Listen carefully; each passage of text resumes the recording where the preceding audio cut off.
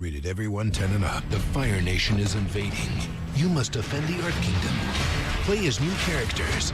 Play in battle with friends. Avatar: The Burning Earth, the video game. Avatar: The Last Airbender first came on Nickelodeon on February 21st, 2005. I was just 6 years old and this awesome show stuck with me. I remember watching random episodes as a kid without really caring about the story. I always wanted to shave my head and draw an arrow in it. When I was in a pool, I had to pretend to be a waterbender, and sometimes throw rocks at random old people and pretend like I was earthbending. I was doing what every kid was doing back in 2005, and that is abusing the elderly. Fast forward to about a month ago, my wife and I decided to finally sit down and watch the cartoon I had told her so much about. Turns out, Avatar: The Last Airbender is one of the coolest shows on TV.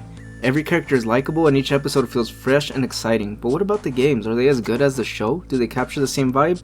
Let's see. I played all the Avatar games released on the Game Boy Advance.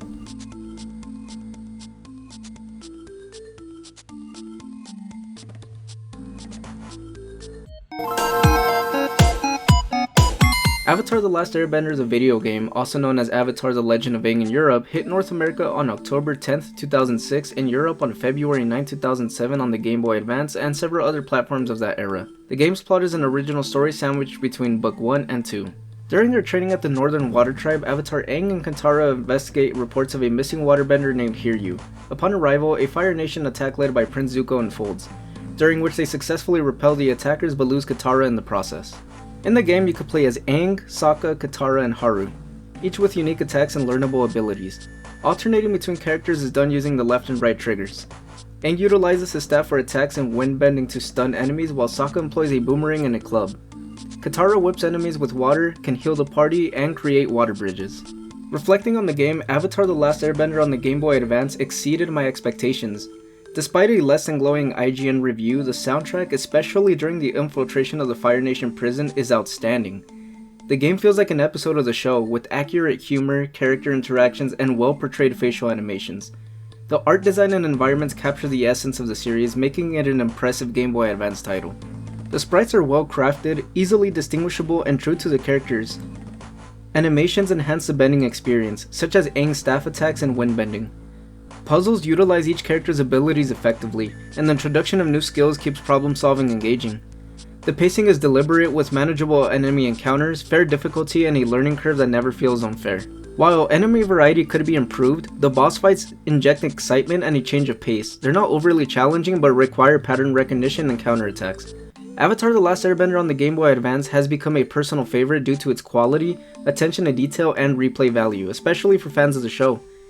The game's visuals are vibrant and detailed, featuring fantastic animations and consistently refreshing puzzle-solving dynamics. Despite a slower pace and limited enemy variety, the game is highly recommended, and I'm now eager to find a physical version of this game. Avatar: The Last Airbender: The Burning Earth, also known as Avatar: The Legend of Aang: The Burning Earth in Europe, dropped on October 17th, 2007 for the Game Boy Advance.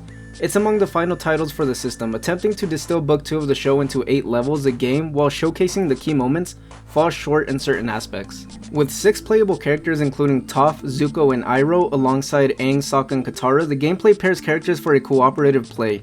A cause for concern arises at the outset with the presence of a password system, a regression for a late Game Boy Advance title lacking the save feature of its predecessor. Visually, The Burning Earth lags behind its predecessor. While character animations maintain some appeal, backgrounds appear uninspired and sprites seem repurposed from the first game, resulting in a perceived downgrade. Shifting focus towards combat sacrifices storytelling and puzzles. Puzzles, though present, lack complexity and ingenuity, making them feel like an afterthought. The absence of NPC interaction strips away the richness of the Avatar world, contributing to an overall feeling of emptiness. Repetitive level design enhanced by filler spikes further detracts from the gaming experience. The level design feels so damn lazy. The addition of new playable characters like Zuko, Iroh, and Toph add variety. The disappointment stems from the underutilized abilities for Iroh and Toph.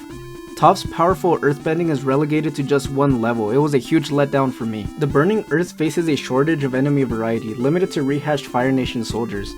The combat was good at times and not so good at other times, with some character pairings providing satisfaction while others feel monotonous. Despite the game's shortcomings though, I genuinely enjoyed the combat.